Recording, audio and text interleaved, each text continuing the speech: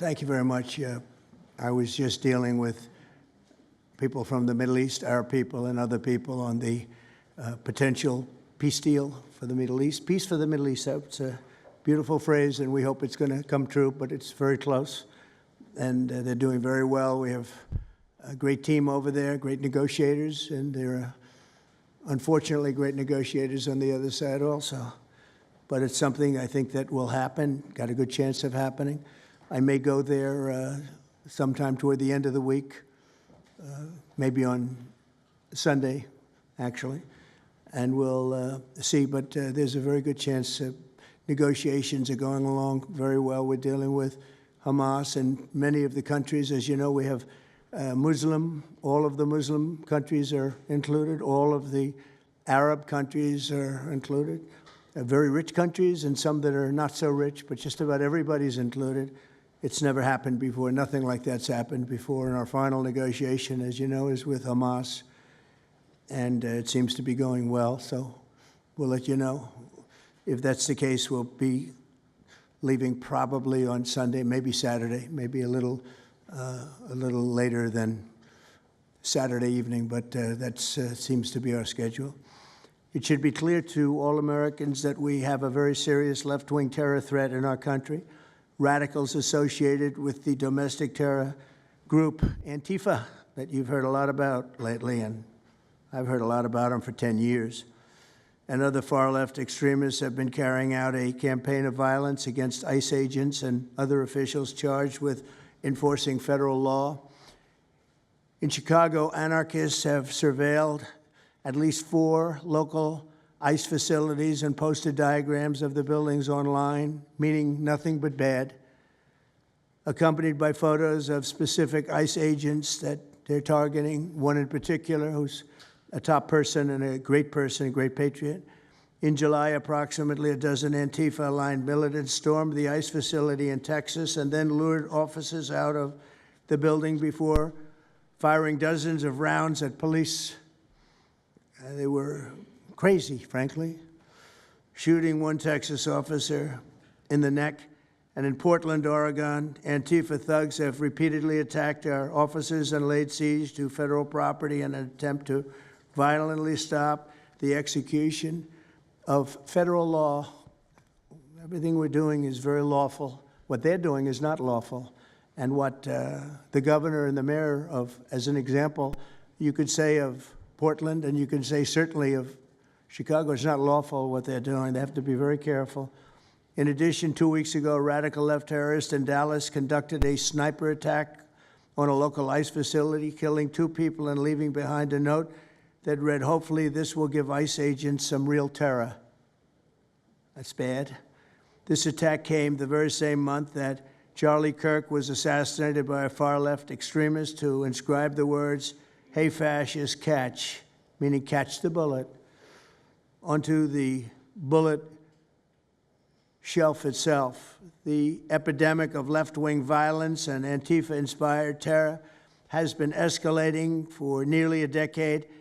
At universities, Antifa has organized riotous mobs to attack campus speakers. I see it all the time. And these are agitators, anarchists, and they're paid.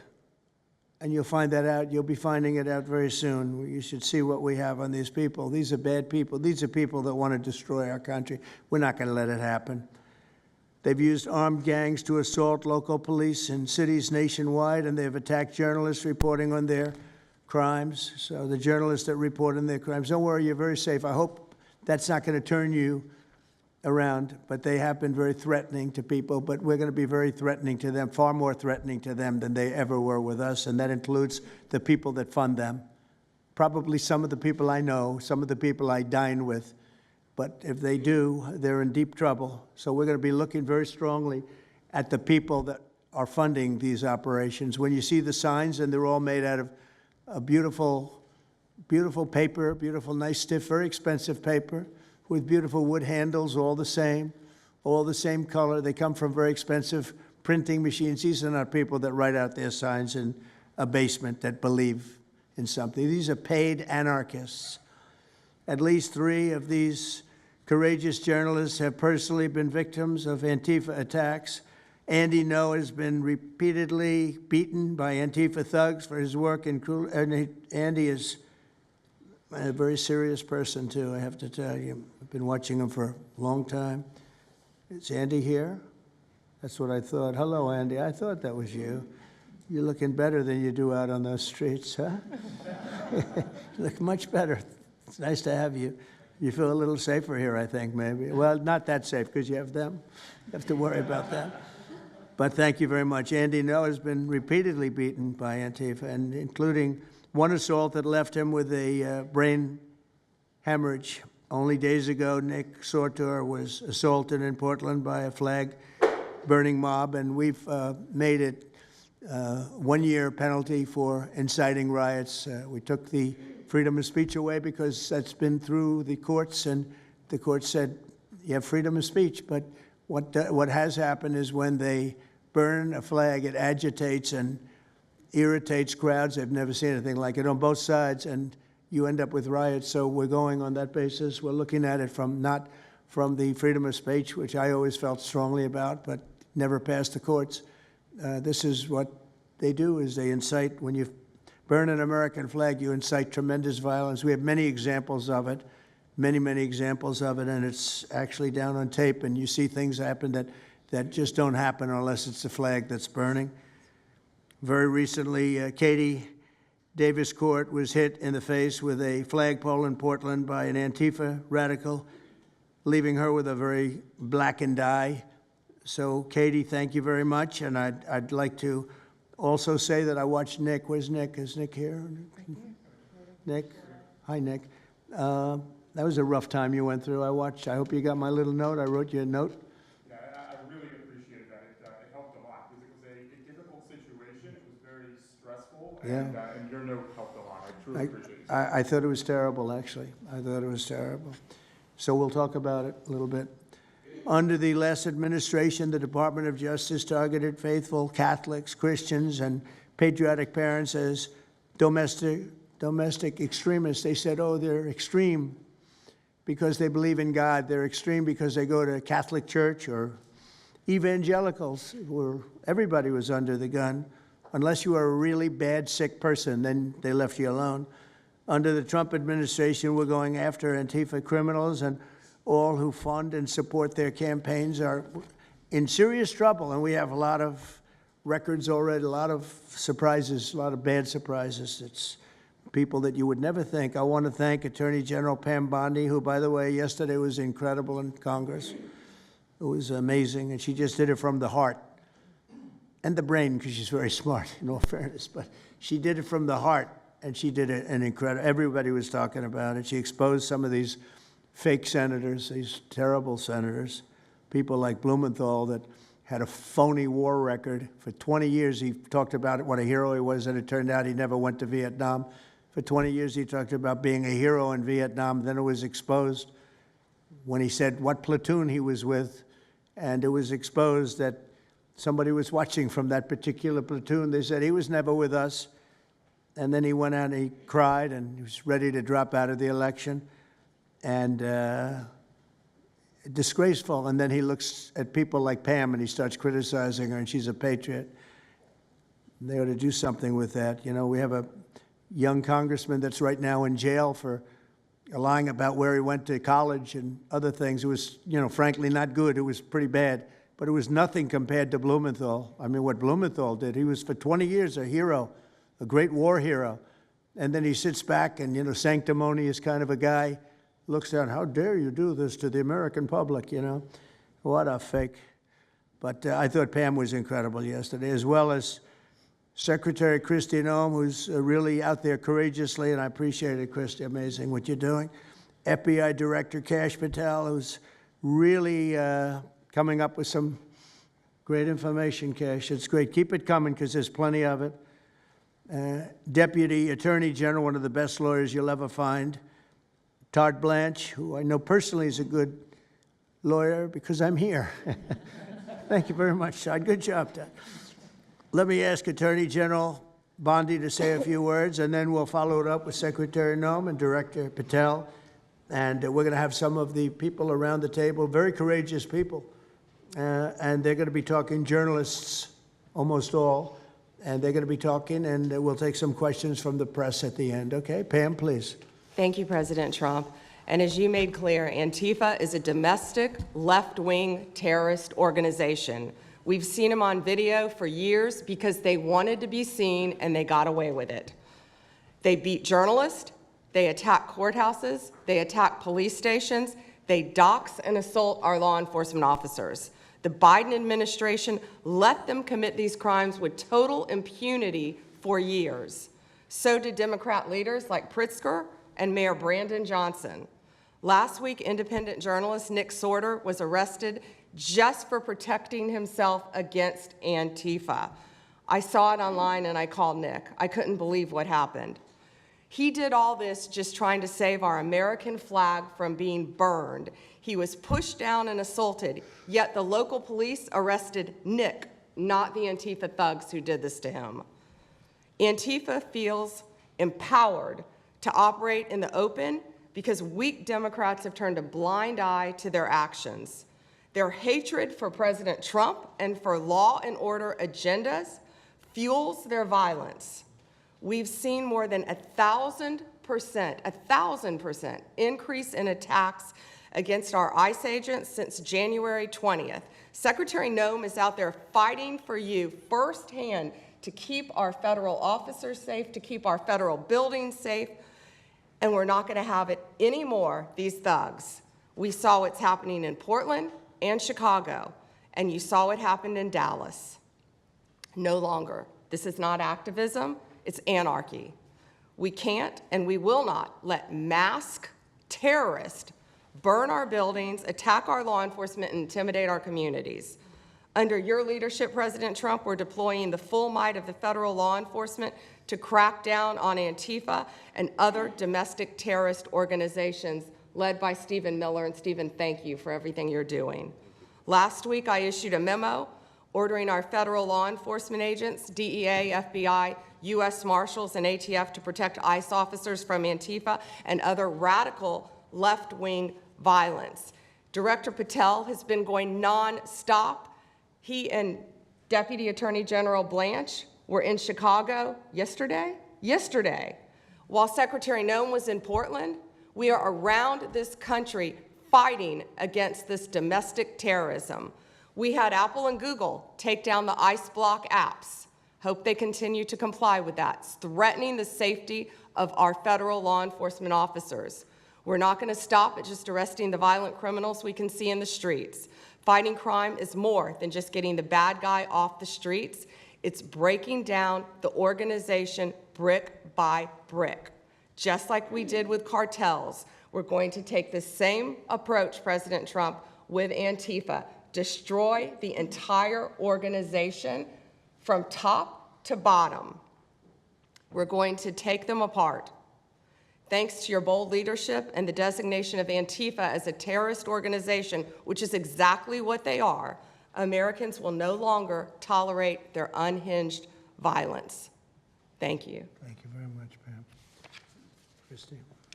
Well, thank you, Mr. President, and thank you for hosting today and focusing on Antifa and the terrorists that they are. Let's not make any mistake. These individuals do not just want to threaten our law enforcement officers, threaten our journalists, and the citizens of this country. They want to kill them. Their agenda is to destroy the American people and our way of life, and this president is standing in their way.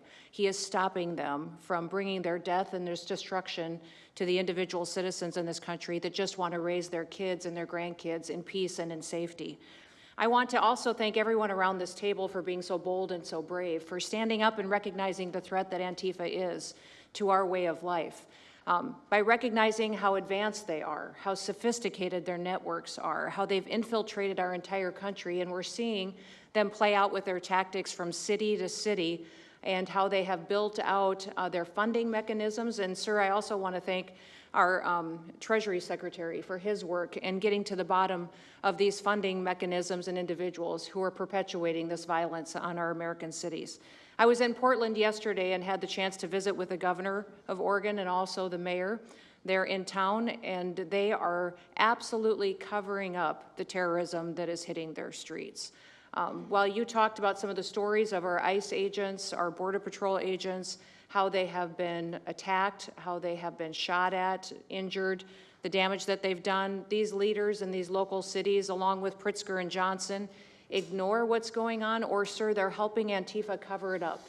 We have arrested dozens of individuals that are Antifa members or affiliated with them, and I want to thank our Attorney General for prosecuting them and making sure they never see the light of day again.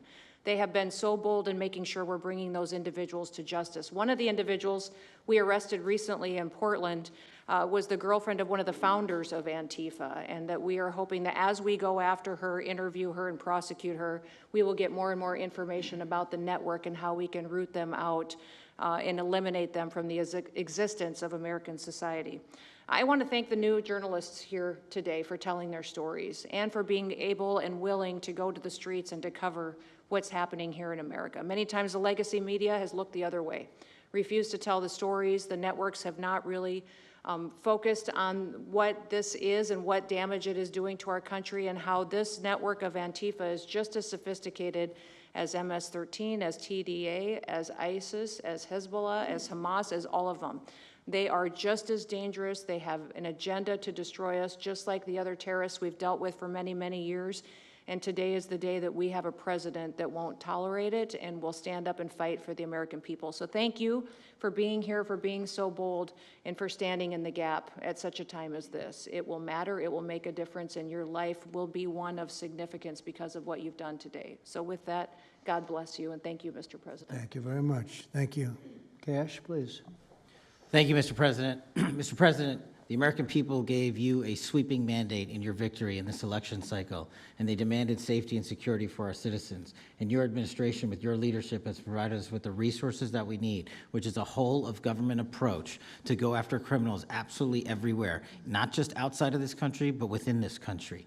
And that takes a whole-of-government approach. The interagency seated up here with the Department of Homeland Security, our Attorney General, our Deputy Attorney General, and your White House staffers, and including Stephen Miller's leadership, has allowed us to go out there and map out these networks. What we are doing at the FBI is simple. It does not require rocket science. We are following the money. Money never lies. And that's what it's going to take to bring down this network of organized criminal thugs, gangbangers, and yes, domestic terrorists, because that's what they are. They are harming everyday citizens in every single one of our communities. And the folks you see here on the right and left, they're some of the bravest men and women we have today. They're reporting the stories live time because the mainstream media won't cover it. They're putting their lives on the line. They're standing up for the flag. The least we can do is stand up for them. So you have my thanks. I read more of your stories than I do theirs because you guys are putting out the truth. And we deserve a country where you are protected as equally as they are. We, in this FBI, will go after with the criminals with a vengeance. We will not rest until we find every single seed, money, donor, organization, and funding mechanism that we have. And I want to echo the Secretary's comments on Scott Bessent, who's allowing us to map out these networks through their financial criminal activities, which has been going on for decades. And I would like to remind the American public, they built this disease temple of corruption over decades. And in 8 short months, Mr. President, you have crippled their foundation because of your leadership here, because of the interagency, because of people like Deputy Attorney General Blanche, and because of Attorney General Pam Bondi's fearless leadership to go after criminals wherever they are. They will not be able to hide. They were able to hide and conspire with prior administrations, and we are exposing their corruption from within. And we will go to every single city in this country under Operation Summer Heat and the other operations we are doing at the FBI to bring these criminals to justice. We will arrest every single one of them from whatever perch you sit in, private or public, no matter how your goal or your ambition is. It will be crushed by the Constitution because the American people deserve law and order, and that's what we're going to give you. Thank you very much, Cash. Great job. Maybe we'll start over here. Would any of you like to say something? Feel free. You can say it in front of a fine group of people, also journalists and reporters. You want to start? Sure. Go ahead. Absolutely. President Trump, members of the cabinet, really appreciate you guys bringing this together. And the fact that we are here today on such short notice shows how serious you guys are taking this issue of trans terrorists and frankly, the cities and police departments that are cooperating with Antifa, such as Portland.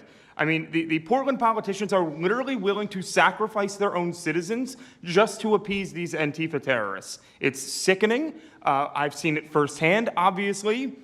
When I went to jail that night, never expected it to happen. I thought that they were maybe removing me for my own safety. It never crossed my mind that I was the one that was being arrested for a crime after I was just thrown into a hole.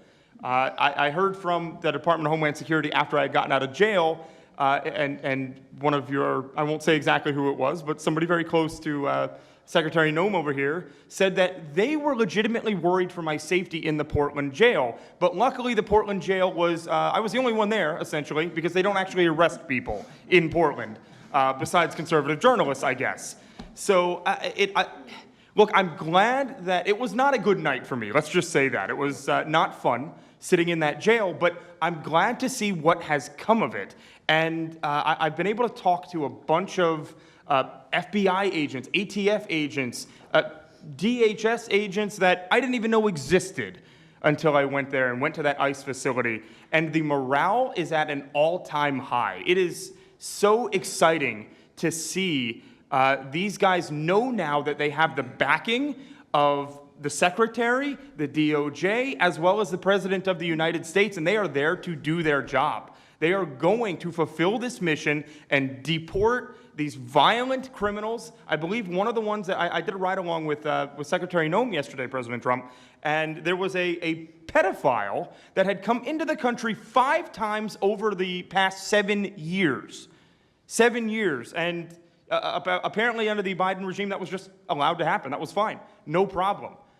It's concerning to me that you're seeing the Portland Police Department, as well as the governor of Oregon, and the mayor, of course, coming out and running defense for pedophiles that have entered the country illegally 5 times. It's crazy. I'm glad it's taking a front row seat in the media. And, you know, they're being forced to talk about it in reality because, you know, we're the ones that were on the ground. We're the ones that are actually reporting what's going on. And you know, much of the legacy media has been either ignoring it or covering for Antifa for years now. So thank you guys so much for taking this seriously. And President Trump, you mentioned that flag. So remember, you put out a truth right after That's right. I saw that. took this flag from that man that was burning it in the street. I saw it. Do you know who he is? Oh yeah, I know exactly who it is. So why don't you give it to Pam? Give it to the Attorney General, and let's start prosecutions. Yeah, I actually have a second flag that he tried to burn as well. So I have 2 of them from the same guy. Well, you also saw what happened when that flag started burning. Everyone went crazy. And that's when it started, when they started burning the flag. So thank you. If you could give the information, it would be great. Absolutely. And at least that horrible night made you famous. Right? You got He was something already out of it. I got a text from the President of the United States, so I appreciate that. And President Trump, after that happened to Nick, I called Harmeet Dillon, and we opened a pattern and practice investigation into the Portland police, very publicly, as to how they let this happen. Thank you, sir. Mr. President, Brandi Kruse, you're going to hear us be very fired up today, and you can tell, and it's because some of us have been covering Antifa for 15 years and have never had anyone in a position of authority even acknowledge their existence. And I'll also tell you that I think that had you not done, the single most powerful thing you've done to deal with this scourge has been acknowledging that Antifa is a real thing. I genuinely believe there would be people at these tables who would be dead today and would have been killed in Portland had you not called them a terror organization and said we're going to bring the full weight of the federal government to bear. I talked to Katie Daviscourt in Portland the other day. She'd been assaulted all summer. And she said the same thing, that it seems quick to violence as soon as you made that designation. So they're thinking in their heads, they're worried. There's been 24 or so arrested in Portland. They don't want to go to federal prison. There's this video of them, one of them who was in the face of an ICE agent, and then he's in custody shaking. Once you take the mask off, they're nothing. Right. And I was told by probably a dozen people not to tell you this. I'm going to tell it to you anyway, because it's relevant to what we're talking about. I'm living proof that you can recover from TDS. I had strong Trump derangement syndrome for probably 8 years. This is one of the reasons I recovered from it. And by the way, it's much better to not have TDS. I'm happier, I'm healthier. more successful. I even think I got a little more attractive after I got rid of my Trump derangement syndrome. Yes. You know, I'm a reporter in Seattle, and frankly, I could not care any less what any of you have to say about this meeting. Could not care any less. We're not here for you. I'm not here to convince any of you that Antifa is a real thing, because if you have not come to that conclusion by now, you are never going to come to that conclusion because you don't want to see it. And you're going to go and you're going to say it's a bunch of right-wing conservative influencers who are here spinning a tale. I was one of you. I was a mainstream reporter in Seattle for 10 years. I was a TV reporter on the streets doing my job, and I was still assaulted by Antifa. So it's not about being conservative. It's about people who go there and show what they're doing. And when I saw, after all those years, that the media wouldn't be honest about what was happening, that Democratic politicians wouldn't be honest about what was happening, I thought, well, gosh, if they're not being honest about that, maybe they're not being honest about President Trump either. And it opened my mind to just looking at things for what they were. And now I find you quite funny, actually. It's like I said, I'm much happier about it. But, you know, for me, again, I could not care any less the stories that they go to print. This is what I care about. We have 3.5 years. Nothing is guaranteed, although I think if Democrats keep it up, we'll probably have Republican presidents for the next 3 decades. But nothing is guaranteed, and so what I want to see over the next 3.5 years is a full court press to dismantle Antifa once and for all in a meaningful way. I know, Andy, we talked before this about some ideas. That's really what we want to. I don't care what the media says. I don't care what Democrats say. They will never wake up to this fact. So we want the federal government to take as many of these cases as possible, look at the interstate travel between Portland and Seattle when it comes to these people who are committing violent acts, and hopefully in 3.5 years, they will be a shell of their former selves. Very close to that, and it's Antifa and many others, Yes. unfortunately. There are many others, bad ones. Most have been named terrorist organizations. There are a couple that we're going to, but I think we've got it pretty well covered. But there are many others, but very specifically today it's Antifa, and it's really bad, and we're going to get it cleaned up. Andy, do you have something? Thank you very much. I'm glad you no longer have TDS. I feel very good about that. Fully recovered. Thank you. Thank you, Mr. President and members of the Cabinet. I have a lot of gratitude, and a little bit about my background. I'm born in Portland, Oregon, from there, and growing up, it's always been left-wing, very progressive, and I liked it. It had cafes and artists and those who lived a bohemian lifestyle. And in 2016, I was a graduate student at Portland State studying political science. I was an editor at the student paper there, a very progressive paper, and I was assigned to cover the election night demonstrations. Well, the elections night protests turned to riots, 3 days of violent rioting in Portland, and it was the first time that I saw groups dressed in black with their faces covered. This was 4 years before COVID. Some of them were waving the black flag of anarchism, some the red flag of Marxism. And within seconds, they would ravage one street to another, to another, to another. And the next day, I would read the legacy media, which I still read at that time and looked forward to, and I looked up to those journalists. And I was really shocked to see that the narrative was that these, in my view, anti-democratic political violence was legitimate acts of protest because people were concerned about racism or all these other lies. And so for the next 4 years, I just continued going out with my video camera. I thought, look, people can ignore what I write because of spin, but videos can quite speak for themselves. And in 2019, it led to me nearly losing my life. I was covering another Antifa protest turned riot. At that point, had been routine in Portland, and then I was ambushed in a mob beating. And I had never been in a fight. I didn't even realize that I was being assaulted until seconds in. And the punches came from everywhere on my head and my face, and I was bleeding out of my eyes and ears, and then they threw all the drinks in my eyes to humiliate me further and to laugh at me. And I was rushed to the hospital in an ambulance and CT scan, and I had subarachnoid hemorrhage, which is bleeding in the brain. I nearly died.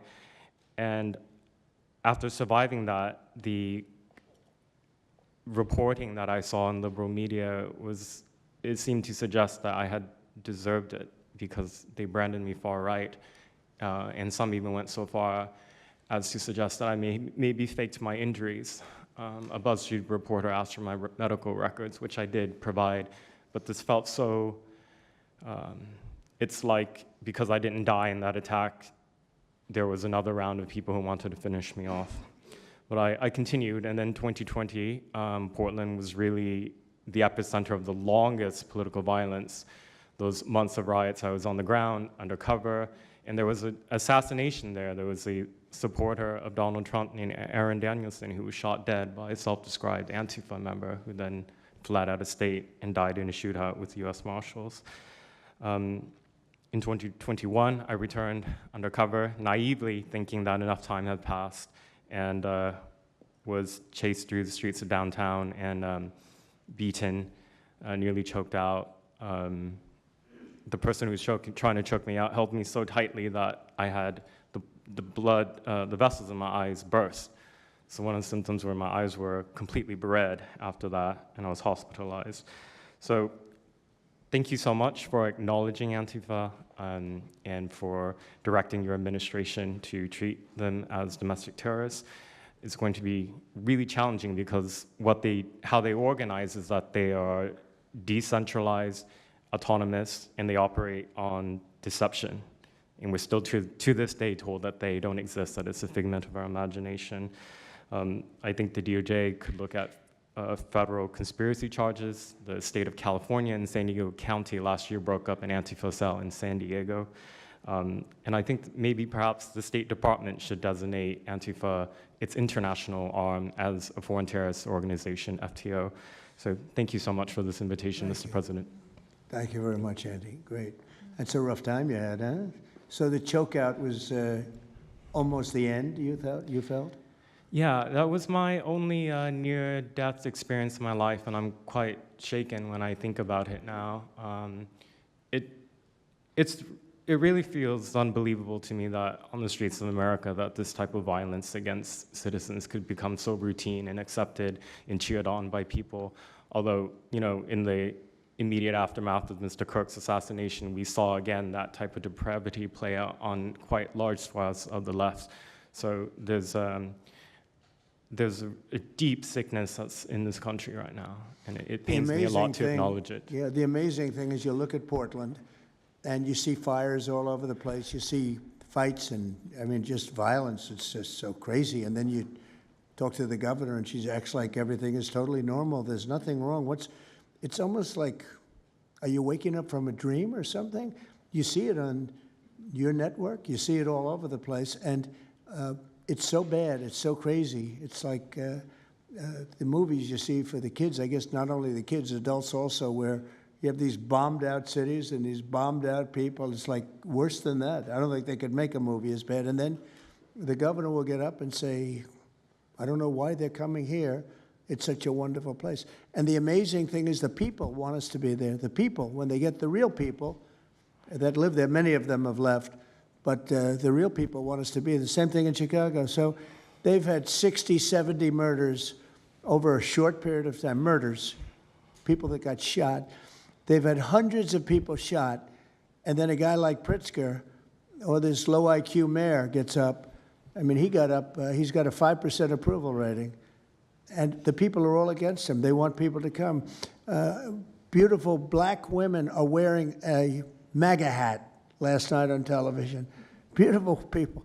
And they said, we don't care who comes, just stop the crime. They don't care, frankly, they don't care if it's National Guard, military. Send in anybody you want, stop the crime. And they're afraid to go out. They can't even go out.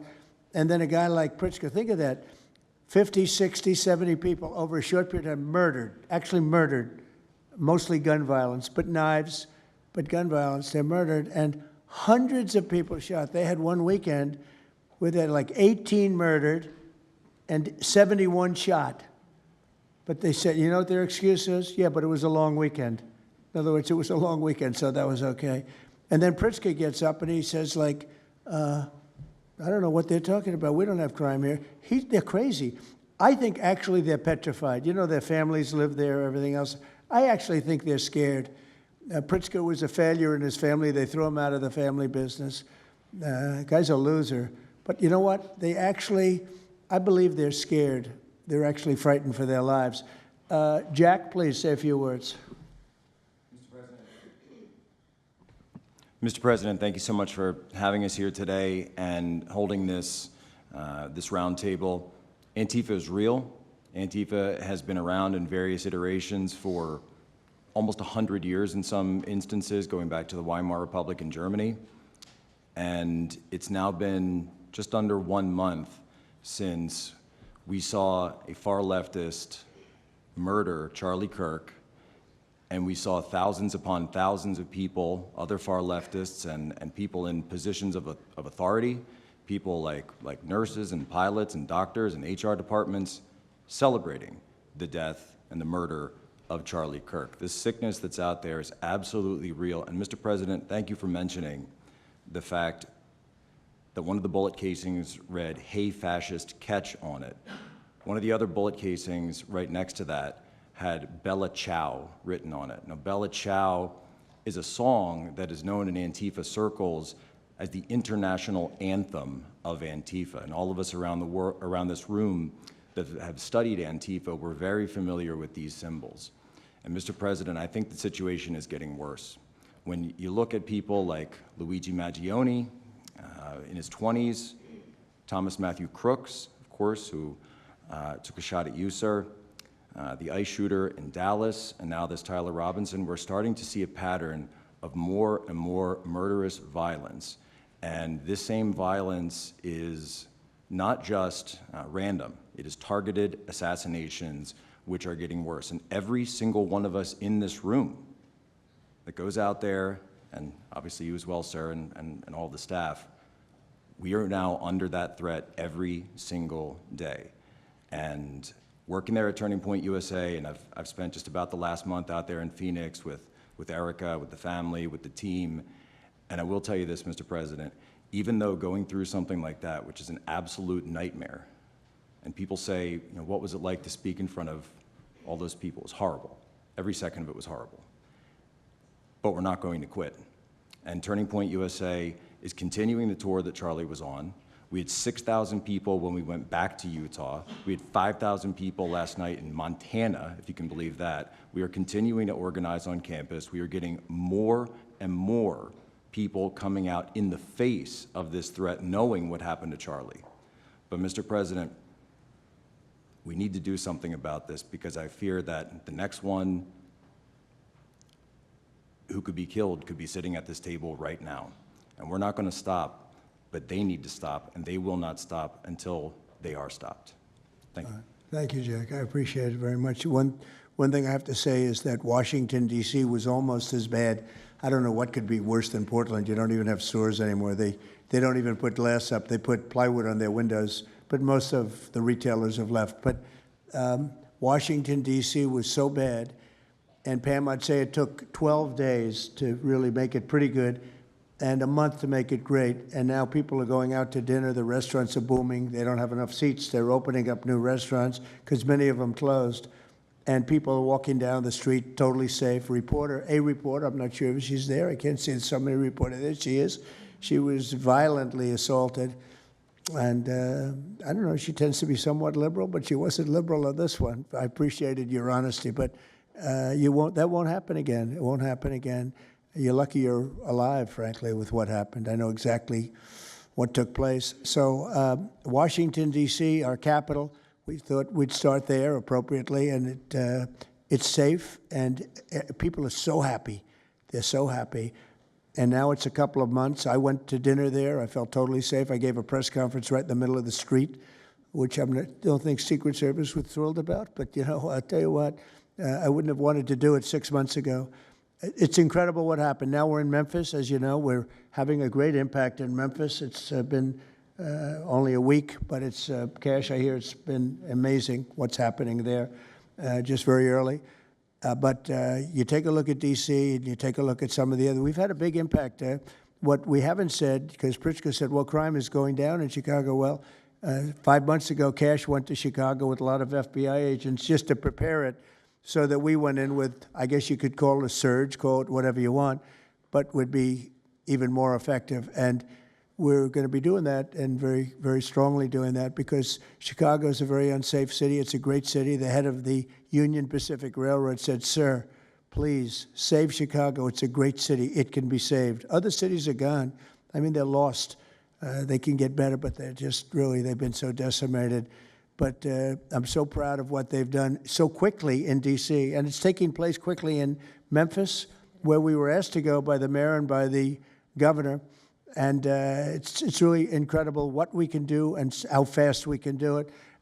Let's go for two more. Would you like to go? And then Katie, you'll go, okay? Please. Yeah, thank you, Mr. President, for having us here. And not to sound like a broken record, but it needs to be said that Antifa is real. Yeah. It's real. It's a threat. I just saw them last weekend over in Portland while they're causing mayhem over there. And the reason why they're such a big problem is because we have Democrats and a lot of people in the mainstream media refusing to acknowledge that they even exist, right? So how can we as a country begin to address it when you have large swaths of these people who are supposedly decision makers and people who are supposed to inform, they don't want to say that it exists. Because the common argument is like, well, they're not a real organization because there's no national leadership, they don't have a national headquarters, so how can law enforcement go after a group that doesn't exist like that? Well, law enforcement goes after criminal groups that organize to rob banks or do smash and grabs. They don't have a registered LLC, they don't have official membership cards, they don't have a business address, but law enforcement still goes after them because they're working as a group. These people don't just show up, randomly at the same time to do the same thing, dressed in a very similar fashion, espousing the same ideology. And they say, well, it's an ideology. It's like, well, yes, it's an ideology because there's people alive, present, that believe in it, and they're acting on it. And so I've been very well aware of what Antifa's been doing. I was very busy during the riots in 2020. That was probably my most exposure to them prior to this year.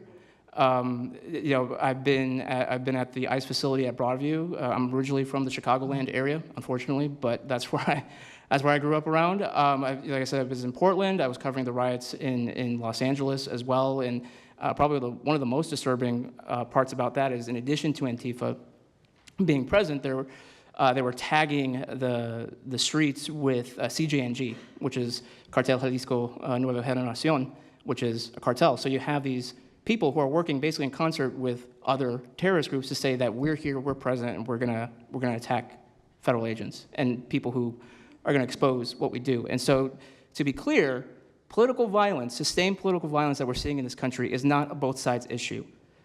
I was, I was at Charlie Kirk's memorial in Glendale recently. Conservative gathering, totally peaceful. It was the most peaceful gathering that I've been at. Every other time that I've been covering violence in the streets, just this year, just this year, it's always been from left-wing people, radical left-wing people. And it's not even just Antifa anymore. The shooting that happened in, the defensive shooting that happened in the Chicago area, that wasn't someone dressed in black bloc. That was just somebody that had taken upon themselves to go out and try to interfere and ram federal vehicles. So people are becoming more and more radicalized, and it was to be expected, unfortunately. And the reason why we're in this position today is because after I was done covering the riots, I was at the border from the San Diego sector all the way down to the Rio Grande Valley sector, covering the border crisis month after month. And we all knew the solution to that. We all knew why it was happening. It's because, well, it's racist to have a border. It's like, well, actually, it's not, but okay. And so it required you to come back into office and to fix the problem, but it's no longer just a border issue. It's a nationwide issue, and that's one of the reasons why you got elected back into office, because thankfully the American people said we're not going to deal with it anymore. But unfortunately, there's a lot of people, as we've seen, who are willing to take to the streets to do violence. And that's a scary thing, because typically when I was in 2020, I was covering Minneapolis, Los Angeles, Portland, Seattle. I was over in Chaz, and that was to be expected. But now, because the issue of immigration, illegal immigration, is so widespread, riots can happen anywhere. Attacks can happen anywhere. So that's why it was weird kind of going back to my home state to cover this violence. I mean, just after the Dallas shooting, they were chanting outside Broadview, shoot ICE, shoot those, efforts, shoot those efforts. So I'll just leave that. Thank you so much again for having this. this is very dangerous. You know, we don't work for companies that have billions of dollars. You know, we're running and gunning often on our own. We became friends. A lot of us are friends because we would see each other all the time, and we became friends because we wanted to have someone watch our back while we're out there. Because like I said, we're just out there. And but we'll continue to do it because it's an important topic. It's an important issue. The American people deserve to know what's happening in these chaotic situations, and we're more than happy to do it. So thank you, sir. Great job. Thank you very much. Katie, please. Hi, Mr. President. It is an honor being here today, and I first wanted to start by thanking you guys for designating Antifa a terrorist group. It's exactly what this group is. It's a long time coming. I'm an investigative journalist from Seattle. I work for the Post Millennial alongside Andy Ngo and Jack Posobiec.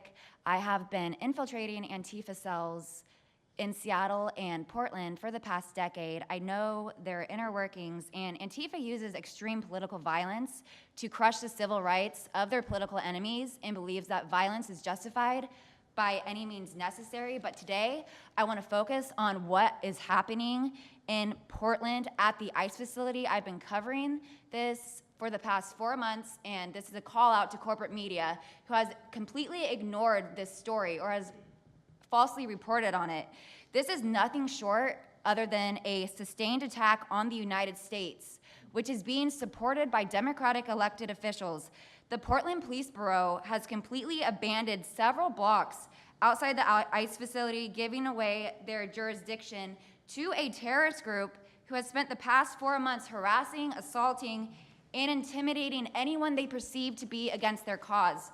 Not only have federal agents been relentlessly assaulted for more than 100 consecutive days, black-clad anarchist militants concealing their identities behind black facial coverings have been assaulting reporters just for trying to cover their crimes.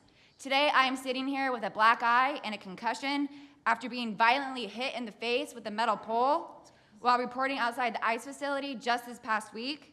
After the attack, I immediately went to three Portland police officers who refused to detain the suspect. I took the time to chase down the suspect in the streets, had her held for 35 minutes. I was waiting for Portland police to come, and they never came. Then that's what opened to my eyes to what this group is actually doing. I watched 20 Antifa militants help my assault suspect escape into an Antifa safe house that is 1 block away from the ICE facility. And this safe house is where Antifa-affiliated protesters are conducting paramilitary operations. It's where they're arresting, they're showering, they're eating to continue this occupation.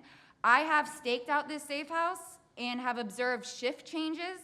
This group is highly organized. It is being funded through mutual aid groups, and they have no plans of stopping. Residents living across the ICE facility have been held hostage by Antifa. They're begging for federal intervention. The city refuses to help, and they want you, President Trump, to come in and restore law and order.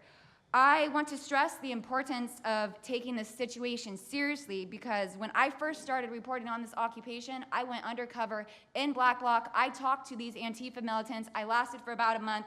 They believe that ICE agents are the Nazi Gestapo who need to be killed. They told me that directly, and I think that if this situation is not taken as seriously as it is, it's just a matter of time before someone gets killed. And thank you for having me. Thank you, Katie. That's pretty incredible. The only question nobody can answer is why. Why are they doing this? They're like insurrectionists. They're terrible people. But you really wonder why. Why are they doing it? What are they gaining other than they're obviously paid? They're paid a lot of money. Go ahead, please. Mr. President, if I can answer that question, the reason why they're doing it is because the same media that's sitting in this room with us has declared all of us at this table Nazis and fascists, and they've been doing this for years. This is why Antifa feels emboldened to attack us. Now, almost every single person at this table has been threatened with a steel bat. We've been assaulted, we've been harassed, we've been threatened, and that is in huge part due to the media. So my message right now is for you guys. Because 2 years ago, back in 2020, by the way, I was censored for my reporting on Antifa here in Washington, D.C. You were talking about how safe it is. Now, Mr. President, it wasn't so safe back then. Back in 2020, I watched as a father was being mobbed and surrounded by Antifa members as his terrified, crying children looked on and the police here did nothing. I watched as a woman had her hair violently ripped out of her skull simply for waving an American flag on the streets of Washington, D.C. And by the way, if you guys try to go and find any of this footage, you won't find any of it because Twitter deleted all of it because our president shared my reporting and they deleted my entire account immediately after. So now, if you want to know what happened in 2020, all you're going to see is the media headlines that said that it was fiery but mostly peaceful. Thanks for that one, CNN. The reality is that it was an extremely violent period of time, and for the last 10 years, Antifa has been wreaking havoc on law-abiding and innocent American citizens, and it needs to end. Now, I'm with Turning Point USA. It's an honor to be here, Mr. President. Thank you guys so much, everybody in the administration, for giving us a seat at the table, because the media has not only been demonizing us for so long, but immediately after the brutal assassination of our founder, Charlie Kirk, our Turning Point USA chapters have seen an uptick in violence across the nation as Antifa chapters that are embedded in our universities go and target them. It's been extremely difficult to report on the ground, and for a long time I was afraid to go to Portland because I knew that the only people who would have my back, like Julio said, were one of my friends on the ground because there is no police force there. I was terrified to go because I knew if I got shot or stabbed, and I have been assaulted, I've been mobbed and robbed in Austin, Texas by Antifa, that nobody would come to help me.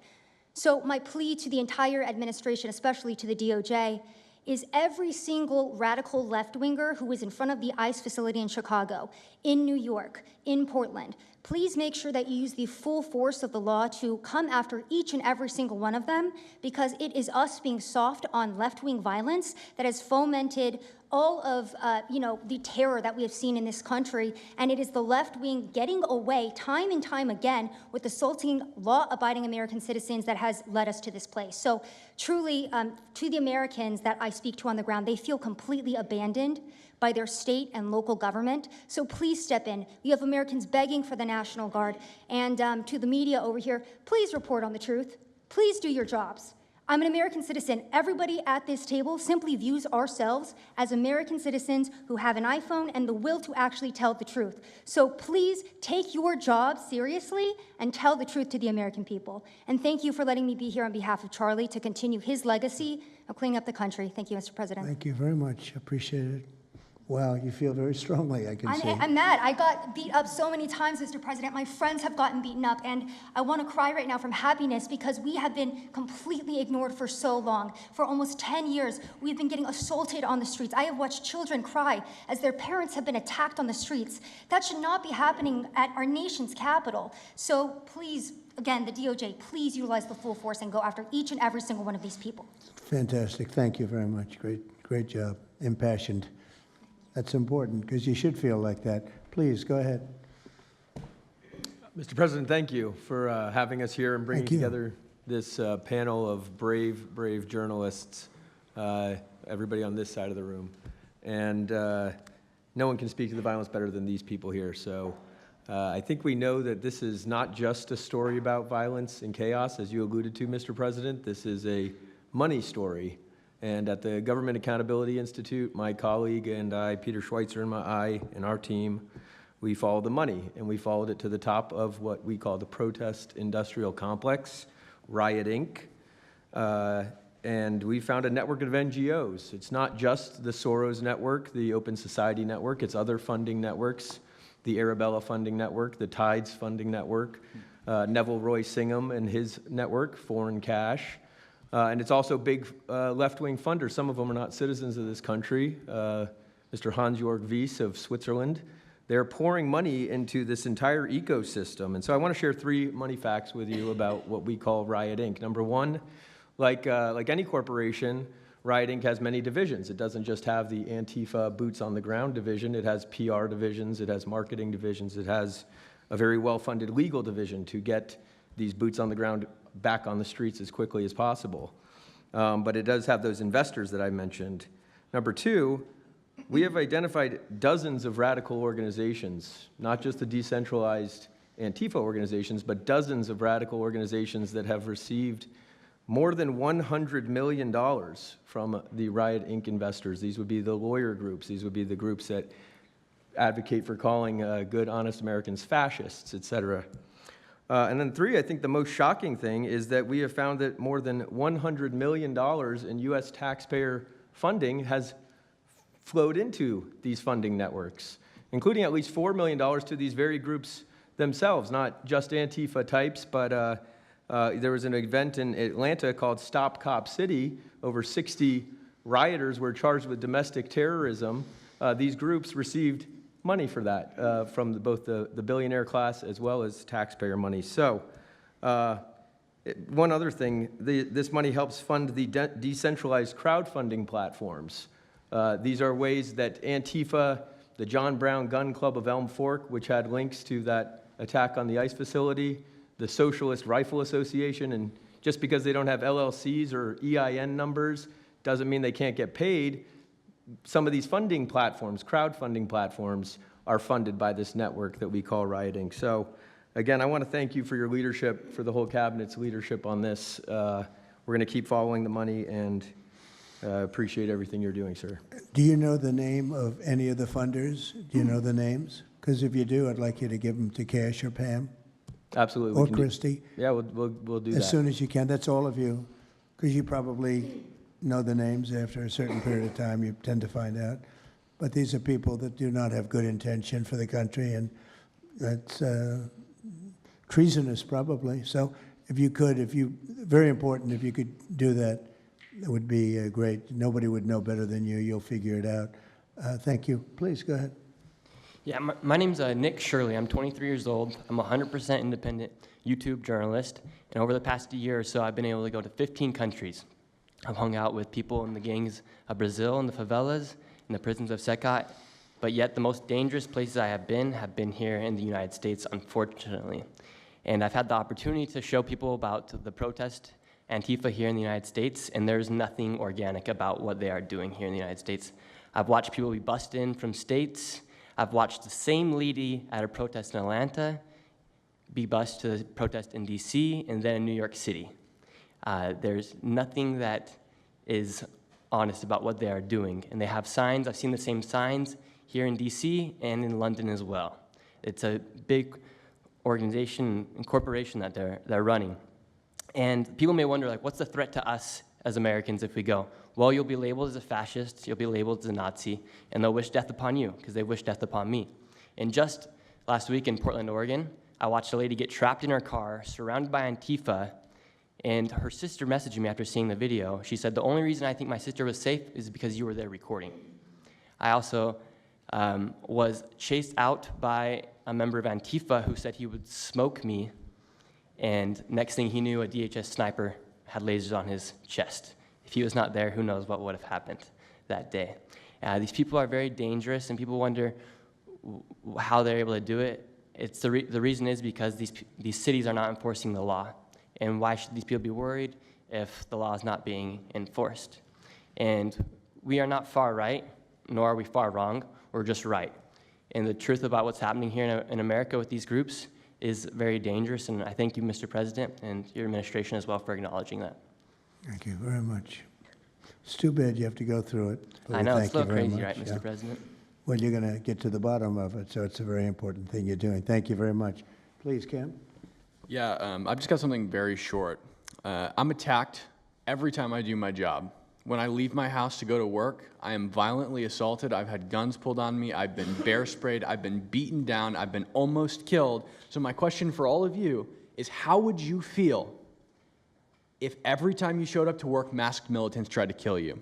Because that's how we feel. That's our lived reality. And you guys go and tell us that we're liars, the riots aren't that bad, right? I've never seen any of you guys on the ground. In fact, I've never seen anybody representing the companies you work for on the ground. You guys come to us for interviews that never get published. Stop saying we're lying. We're not. We risk our lives every day to do the job that you guys are too afraid to do. What network would you say is the worst, if I could ask? Oh, man, yeah, that's a real tight spot. Honestly, it's a simple question. And it's just... Well, there's a lot of people in this pool, and I would say I'm not talking about Fox. I'm not talking about Newsmax or any outlet that resembles them, so I'll let you guys put the pieces together on who I'm exactly talking about. Who would you say? Which network would you say? MSNBC, for sure. Oh, they're terrible. I agree. They're CNN, terrible. probably close, yeah. Yeah. I'd rate it that way, yeah. MSNBC, that's Brian Roberts. Yeah. That he allows that to happen is a disgrace. Absolutely. And CNN is second.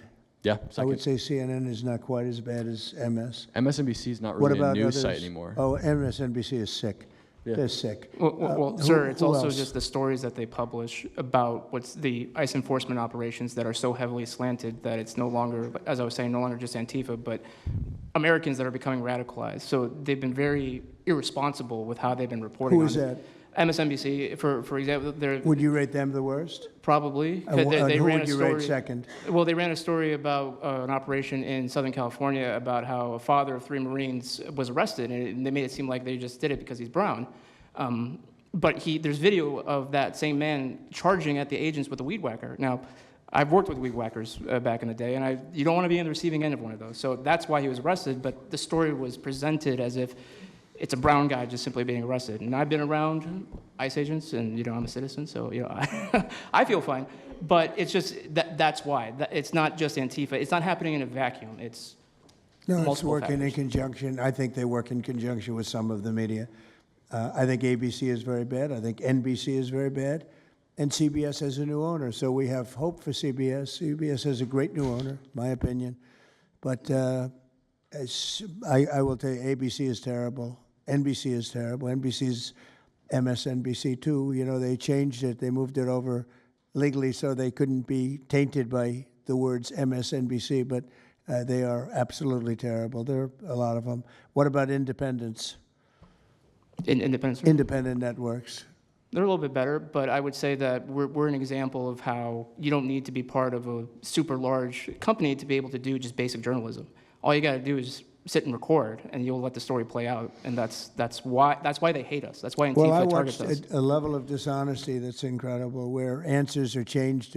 Like just before the election, an answer was changed by Kamala. She gave a horrible, death-defying, election-defying answer, and they took the answer out and they replaced it with another answer that she gave 5 minutes later, having to do with a different subject, but at least it wasn't election-defying.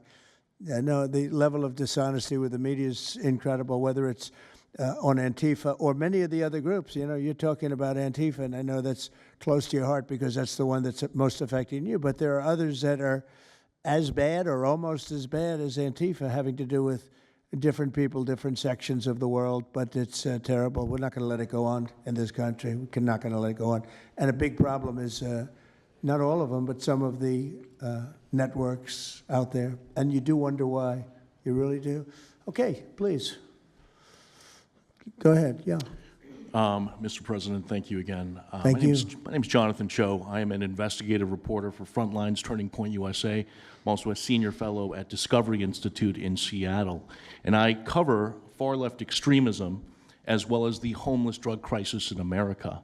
And I find it oftentimes those worlds intersect. And hot off the presses, what I wanted to bring to your attention today is a report from a Capital Research Center here in DC in conjunction with Discovery Institute. They just put out this study right now, and what it shows is that Antifa is heavily embedded in the homeless and housing nonprofit sector. In many cases, the homeless industrial complex is running cover for Antifa.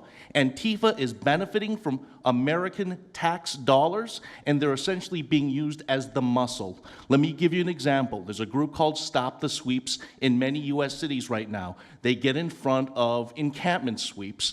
What they're doing quietly is they're bringing in Antifa militants to manufacture a crisis to make the police look bad. Another group right now that is behind Antifa and working with Antifa very closely, based on the research that we have right now that we're going to give to you and your team, are the Democratic Socialists of America, also known as DSA. Again, these far-left progressive groups tend to be aligning themselves with Antifa.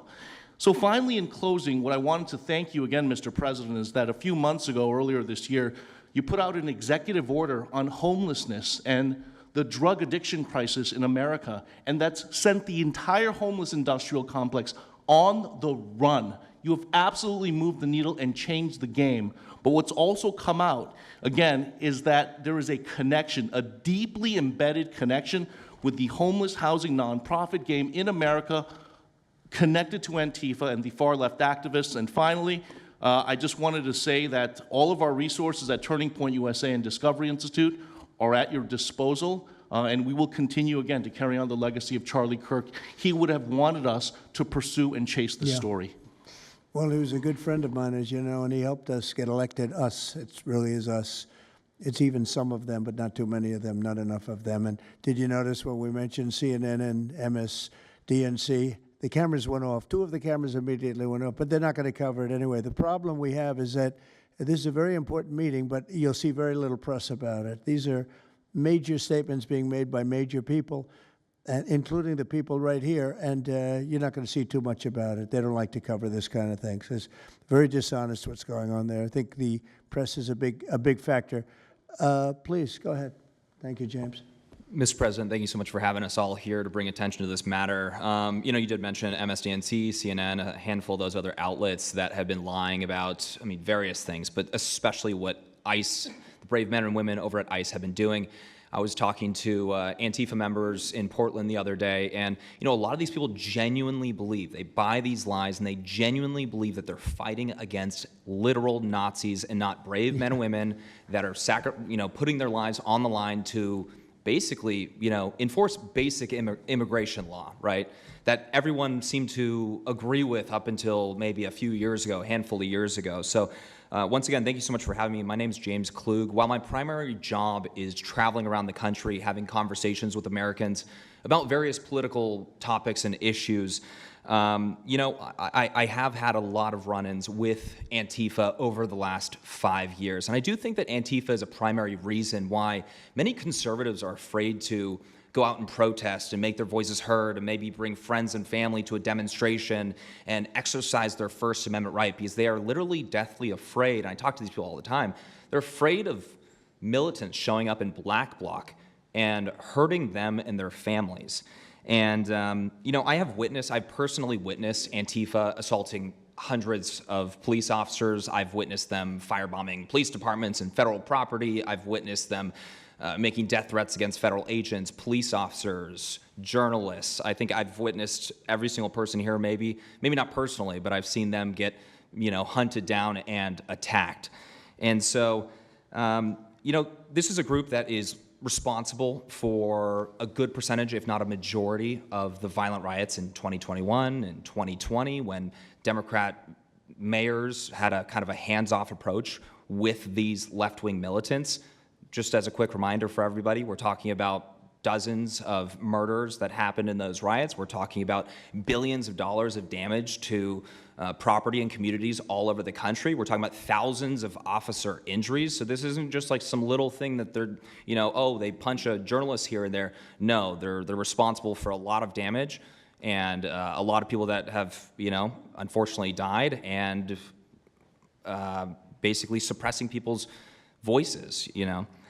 And so what I did want to talk about is to get this footage, almost every single person in the room here, to get this footage, you have to go undercover because you are at risk of being beaten or worse. You have to go undercover. You have to film low-key to capture them committing crimes. This is stuff that the mainstream media was not doing and has not been doing. They'll show when Antifa is maybe, it's a little bit more peaceful, and they'll show when it's more mellow, but they'll remove the cameras when things get violent and it's actually dangerous to be here. And I have personally witnessed legacy media vans showing up at a riot 300 yards away, getting out of the vehicle, filming for 30 seconds, saying something like, you know, fiery but mostly peaceful, packing up, and to add insult to injury, you have Democrat politicians that are saying, it's just an idea, right? That's all this is, so it's just an idea. After all of this chaos, it's just an idea. Well, that idea has threatened to kill me and many of my friends that are here today. So, Mr. President, thank you so much for bringing this to the forefront, and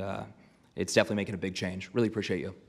One question. So why is it there are numerous groups? I mean, Antifa is terrible, but you have other groups that I guess probably are almost as bad or just as bad. Not one other group was mentioned. I'm sort of surprised at that. You just come into contact with Antifa? It seems to be that you mostly come into contact with Antifa, please. There's a lot of overlap, and I would say that, for instance, Jonathan brought up the Democratic Socialists of America. They're basically the same thing. I mean, there's a lot of Democratic Socialists of America who are out there in black bloc, hiding their faces. And so I think we use, and I do understand, for the record, I do understand the challenge, as Andy pointed out, with Antifa as a graspable entity. I do. But at the end of the day, when you look at behavior, you prosecute behavior, right? We're not prosecuting ideas or ideology, you're prosecuting behavior. So whether you can prove that this amorphous thing is Antifa or someone has a patch that says Antifa, it doesn't matter. Did they assault someone? Did they assault a federal agent? Were they engaged in rioting? What is it? And so they're always using that, oh, well, they don't call themselves Antifa, even though some of them literally do. It's called Rose City Antifa. How long has it been around in Portland, Andy? Since 2007. They call themselves Antifa. In Seattle, I was outside the federal building, and they were yelling, "There's no police here, this is Antifa land." And then at the same time, Democrats, like our governor, oh, Antifa is an idea. But yeah, I think Antifa can overlap with a lot of other entities and organizations. Okay, very good. Thank you. President Trump, I just wanted to add this real quick, because you were asking which mainstream media outlet is the worst. What I think, it's any of them that decided to call Kilmar Abrego Garcia Maryland Dad. Because when I'm out there on the street talking to these people, they call Maryland Dad is this human, he's actually a human trafficking MS-13 gang member that's illegally in the country. But the amount of people on the street that I spoke with that thought that he was a U.S. citizen that was being deported to Uganda is dangerous. These people genuinely believe, based on what comes out of the garbage standing over here, that you guys are deporting U.S. citizens. So that's what's causing all these problems. So when you have a governor like Pritzker in Chicago, where you have Illinois, which is in a lot of trouble. Chicago's there, potentially a great city again. It's not great now, but it could be great again. That's why we have to get there soon, because eventually you can't do that. What makes a man like that say that things are wonderful? Why doesn't he say, we love that President Trump is going to come and help us clean up Chicago and make it safe again, as opposed to fighting us and pretending that there weren't 50 murders and 200 shootings and all of that? Why is that? Go ahead, Nick. To spite you. To spite the administration. That's simply what it's about at this point. Because, if you go and talk to some of these citizens, like, I'll use Portland as an example again, because I've been there for so long now. You talk to the neighbors that live in the apartments next door to the ICE facility. There are veterans with PTSD that live there, and they're here all night long, screaming, fireworks being lit off by these rioters, children crying because they, can't sleep at night and they're scared of all the noise outside, and they can't leave. They can't. They got a lease. You can't just leave. These people aren't wealthy individuals, and that's one of the major problems here. And these people are afraid to come out and speak out. And they're getting no help from their government at all. They've been begging for the noise ordinance to be enforced outside of their apartment complex for months now, and the city of Portland has ignored them every single time.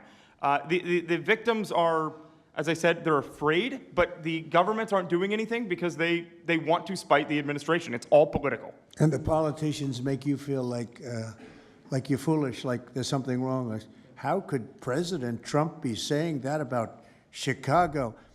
And yet the night before you see that, 11 people were shot, 5 people died, and you have him talking about like it's a wonderful situation. They make you feel guilty. And a lot of people don't get over that. They just don't get over it. I think they convince the people. Do wealthy people leave too or not? Places like Portland, are the wealthy people leaving? People that can leave, are they leaving? I think that they're moving to the areas that have been gentrified. I mean, the Oregon governor, when she was saying, we don't need Trump here, she's walking around, it's a very tight shot, if you notice that. And she said, Portland's just fine, look at me. And they'll focus on the couple areas of Portland that are very nice. Well, she was saying that, and there were explosions in the background. Yeah. I mean, there was a reason they cropped it in. Explosions in the background. Sir, Anybody have anything else to say over here?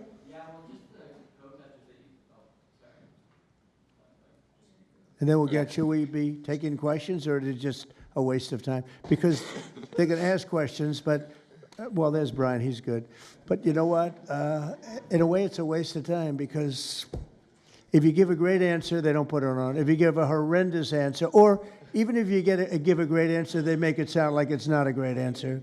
They're very dishonest. Go ahead, Nick. Yeah, and I think part of that dishonesty comes from what they see. For instance, I've never been asked to go on any other show besides Fox News. My clips go viral everywhere, but they've never even asked, like CNN's never asked, MSNBC's never asked. And a lot of times when I go to hotels, I'll stay and I'll watch like MSNBC. Fortunately, their ratings are terrible. They are terrible. MSNBC is dying, and CNN is dying like a dog. And Poor CNN. It's so pathetic. It is very pathetic. You ever see their anchors in the evening? Nobody ever heard of them. Where do these people come? I could take anybody off the street in Washington, D.C. that do a better job. Yeah, and it's not amazing. hard to show what's going on these days. You literally have an iPhone and you can post it on X. They don't believe in the star system, you know. It's just one of those things, right? Okay, Nick, you finished, Nick? Yeah, Are thank you you very finished, much. Nick? Good Can I- job. Thank you very much. Well, you've been through hell, I tell you that, but you're really incredible patriots, incredible people. Go ahead, please, Brian. Brian, go ahead. I am so thankful for each and every one of you here right now, and I'm very grateful that my network, Real America's Voice, has partnered up with many of you. Jack Sobin, you have a show on a network. Many of you, Savannah, have appeared on a network as well, so thank you for being here. My question is this: in terms of following the money, I would just notify that the city of Austin is cleared to vote tomorrow to basically waive a $120,000 fee so that a No Kings, basically an anti-Trump rally, can occur in their city. They're bypassing the fees, rolling it to the taxpayers.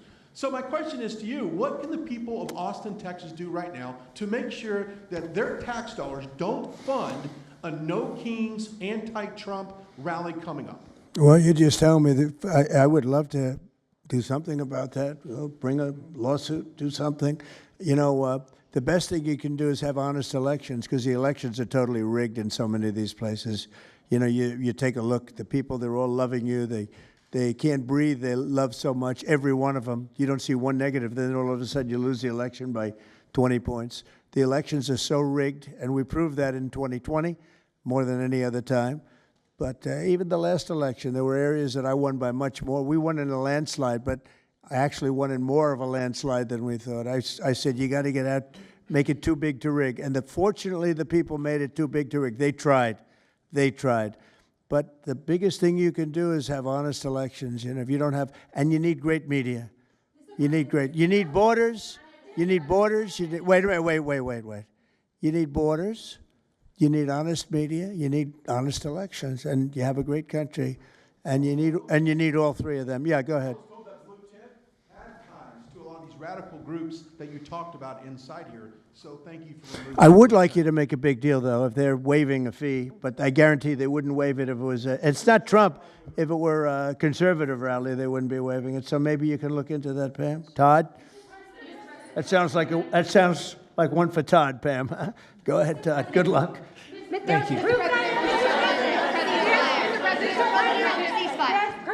Antifa actually enforces. Who are you with? Who are you? I am with What network? I'm with Al Arabiya. It's an Arabic network based in Riyadh in Saudi Arabia. But I am the foreign pooler today.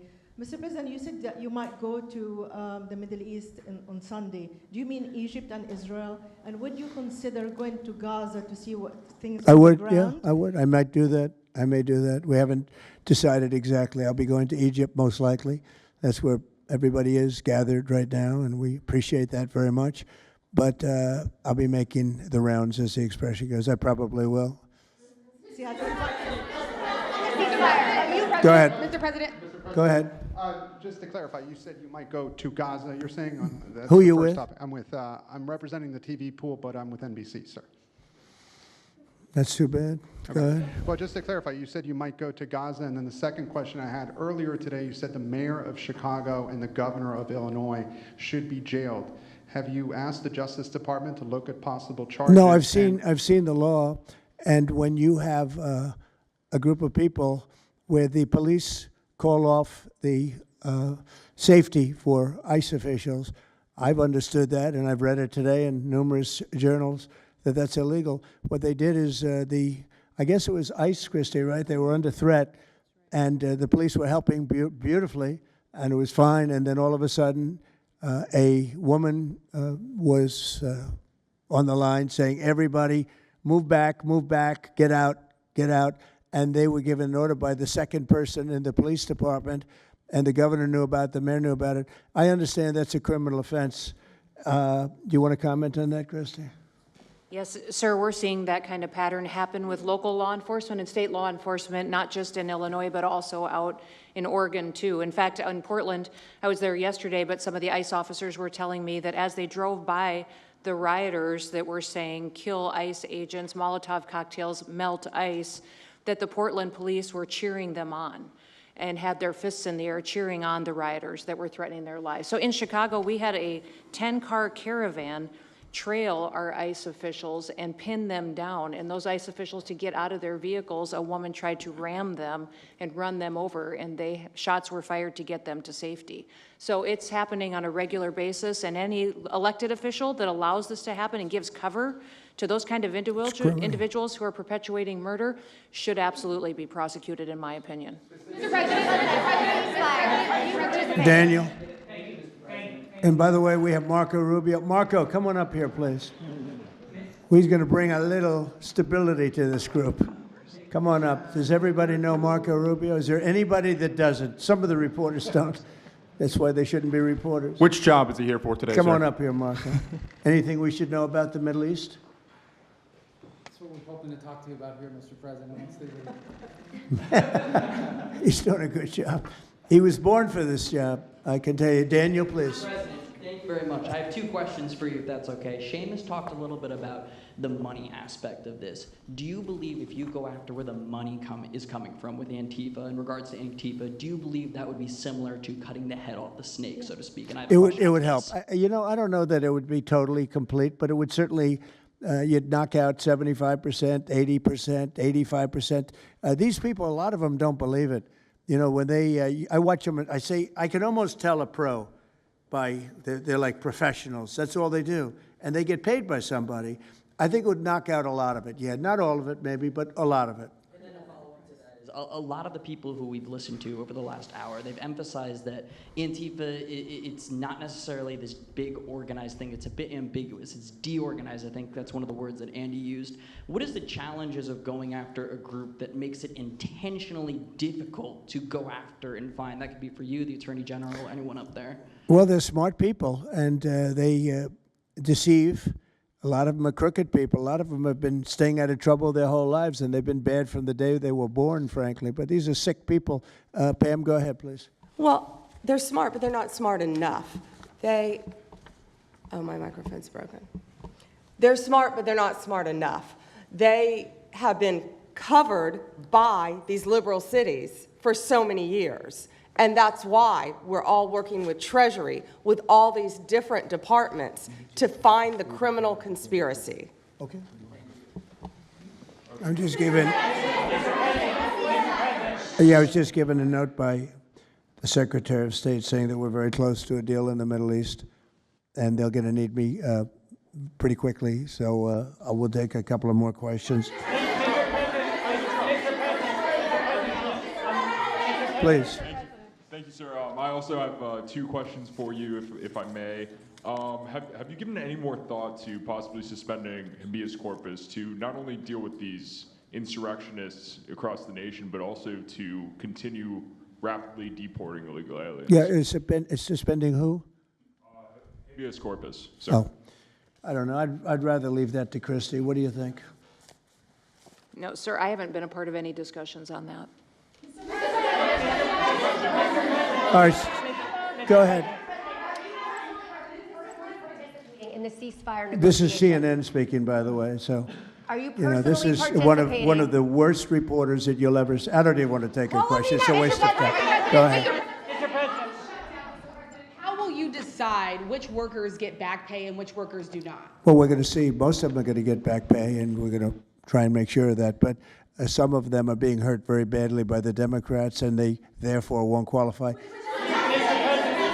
Go ahead, please. What will the administration do to foreign Antifa organizers and funders who are located overseas? Go ahead. In the yellow, please.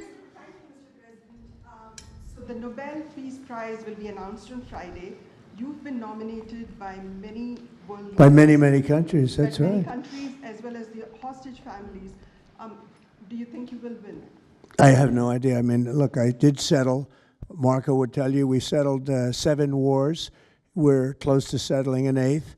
And I think we'll end up settling the Russia situation, which is horrible. 7,000 people died last week, by the way, in Russia, between Russia and Ukraine.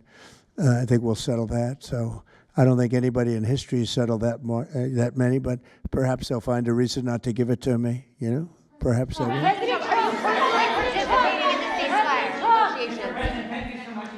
Thank you. Going to the shutdown quickly, what is your position on the extension of health care subsidies, which is what Democrats are asking for? All I want to do is very simple. I want to get the country open, and then we're going to discuss that. And we'd like to, Obamacare is a horrible mess, and it has been from the beginning. We want to make it better, stronger, even if it costs more money, we want to make it better. The Democrats want to make it worse. The Democrats want to approve health care for illegals coming into our country, many of them coming in from prisons and mental institutions and drug dealers. They want to give them health care. We don't want that for our people because that's going to destroy the health care that we already have. We'd like to make Obamacare better for people, less expensive and better health care. Yes, ma'am. Mr. President. I'm wondering if you've been briefed on the organization and funding of Antifa, and if so, what have you learned? I have been, and they have pretty good knowledge, but they're going to have a very good knowledge. And I really ask these very brave patriots that we're surrounded with today to let us know, because I think you probably have some pretty good ideas. And even if you're not sure, let us know and we'll figure it out, okay? If you could do that.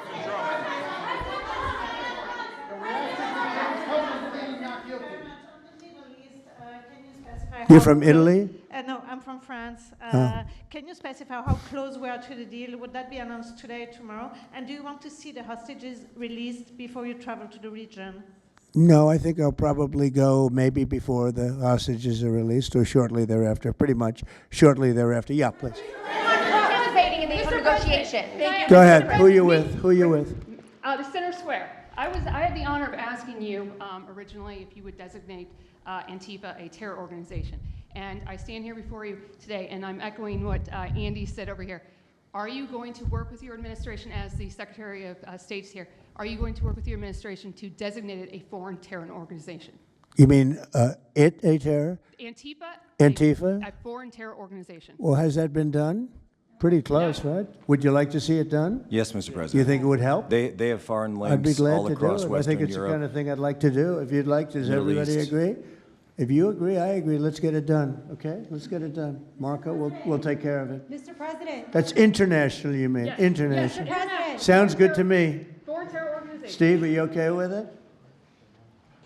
Yes, it's true. There are extensive foreign ties, and I think that would be a very valid step to take. Good, I think so too. Yes. Good, I think it's a good point. Thank you. President, are you planning on personally participating in this? On the shutdown, we are now about 1 week away from military service members missing their paychecks. We'll always take care of our military. Would you encourage Congress to pass a standalone bill to pay our service members? Yeah, that probably will happen. We don't have to worry about it yet. That's a long time. You know what 1 week is for me? An eternity. 1 week for me is a long time. We'll take care of it. Our military is always going to be taken care of. Yeah, please. Blue dress, blue. President, Rebecca with Blaze News. I'm curious to know, so you're talking about the money funding these Antifa organizations, and somebody brought up Roy Singham, I think it was you, who, by the way, is married to one of the co-founders of Code Pink, this infamous left-wing organization. I'm curious to know the administration. Who is that? Who is that? Roy Singham. He's married to. No, did you say they're here? No, he's not. A journalist brought him up, but he Oh, I is, see. Okay. Yeah. Okay. Seamus, thank you. Good bring up. Excellent. Go ahead. He's somebody who's been reported on extensively, and I'd love to know what the administration is going to do to actually bring consequences to some of these names. You mentioned. Well, I don't know the name, but I would like to ask Pam to take a look at it. You know, a lot of the best information we find are through you and other people like you, so I'd like you to look at it, Pam.